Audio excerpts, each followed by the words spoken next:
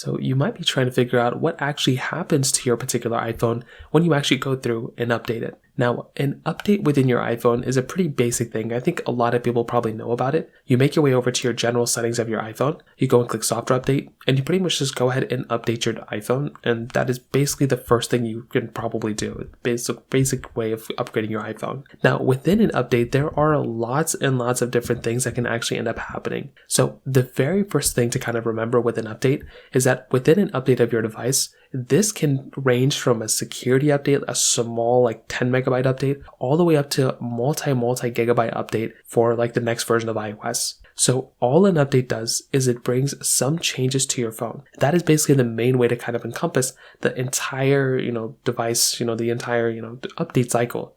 All it does is it changes your device from one update to the other. Now, on the severity of that change or the severity of that update, that's what completely different. That's what kind of changes for the most part. So if let's say you're going from iOS 16 to iOS 17, that's a major iOS release for your iPhone. That is a pretty big release that is going to bring a lot of changes to your iPhone. Some changes are going to be good, some changes you're not going to like, but within every update, there's probably going to be some change that ends up happening. And within almost every single iOS update, there's going to be security fixes and bug fixes. Now, what do these things do? Well, these updates actually end up going through and they end up fixing some things in the background that you may end up having kind of, messed up with in the background of your devices. So what these end up doing is that they actually end up going through and fixing a lot of different problems and, issues that you may end up having in the background. So this is a very, very important thing because if you're wanting to go through and actually have a secure version of your iPhone, you probably don't want it to have a bunch of, bugs and issues and problems in the background. And that is essentially what you're not going to be getting on these types of devices,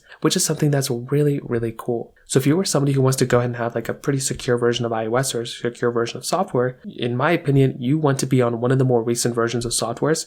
That way you don't have to go ahead and have these types of problems. But what actually happens when we go ahead and update our phone? Well, like I said before, we're getting changes, we're getting new improvements, we're getting lots of new cool improvements that way. But the other big thing to keep in mind here is that you're also going to be probably going through and getting new features. Now, when you go and upgrade your iPhone, most updates, not every update, but most updates will actually go through and end up bringing some new improvements that you probably haven't seen before. So these include things like new features. If you think about iOS 17, we got some new lock screen changes. We got some new, even with iOS 16, we got lock screen, widgets on our home screen, like so many things across the board that ends up, kind of changing out our whole entire perspective of what we expect from our iPhone. So this is something that's really, really cool. And that in and of itself is another big thing going on for these particular phones as well. On top of that, another big thing that can end up happening here is that once again, if you're actually wanting to go through and, kind of fix an iPhone problem that you're having, you can also go through and upgrade your iPhone, and that can end up fixing the problem too. Another thing that can be kind of a big deal for some people is that if you want to, you can go through, and if you update your iPhone,